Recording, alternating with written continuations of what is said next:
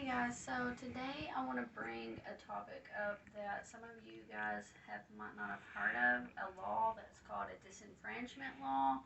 And this law has to deal with felony voting. And a lot of you guys at first are probably going to be like, what does this have to do with me? Or might not be interested in this for the fact that you've never been a felon. But I promise you, if you think about it, you probably know at least one felon. It might be a family member, it might be a friend. I mean, there are so many felons, and it maybe somebody a felon that you don't even know. So the felony voting law has to deal with whenever you get out of prison or you're done with your time or your sentence, you are not allowed to vote. And this is a state by state case. So every state is different. And this makes it very confusing to a person that gets out and wants to vote. Personally, I am a felon also. In 2008, I caught my first felony charge and I was not allowed to vote. So I have never been allowed to vote ever in my entire life.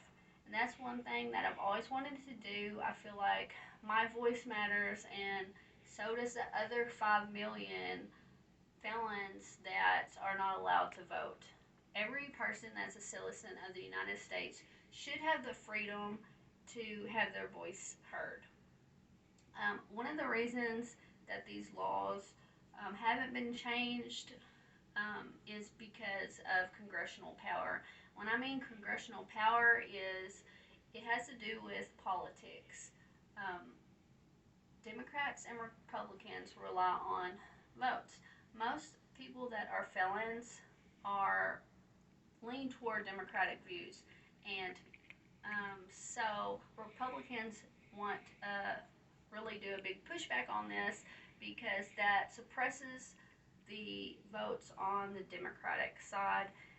There's been shown that the margin between elections has been very small, and some instances where that vote would count, and if the felony voting did count, then some of the people that ran and were elected would not be elected because of the people that were felons and voted toward them. So a 2% margin is huge when it comes to elections. 5 million, like I said, citizens of the United States are not allowed to vote, and 2.2 million of those are African Americans, which brings my other point up. It is also a way to suppress the African American vote.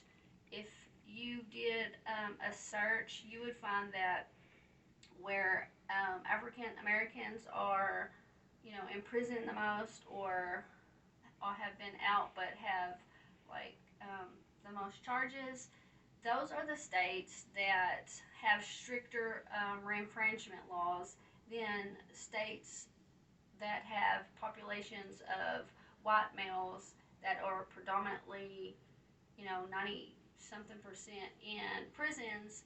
They have laws that are less strict to allow them to be able to vote more easily. So that's another reason that these voting laws are still in place, and it's so hard for felons to vote. Another reason I feel like felons should be able to vote because they pay taxes on whenever they get out. And if you didn't think that a felon was, you know, needed to be punished or something like that, then they should be still in prison. But if you let them out, that means that you are entrusting to them that they are rehabilitated and then they can go back out into society. So those are some points that you should think about whenever you're thinking about this law. And a few things that you can do to help change this law is whenever it's time for election, please get a hold of the person that's running and bring this question up to them and see where they stand on this. And whenever they do answer, get it on record if you can, to keep these people accountable. And so, hopefully, with your help, these laws can be changed. Thank you.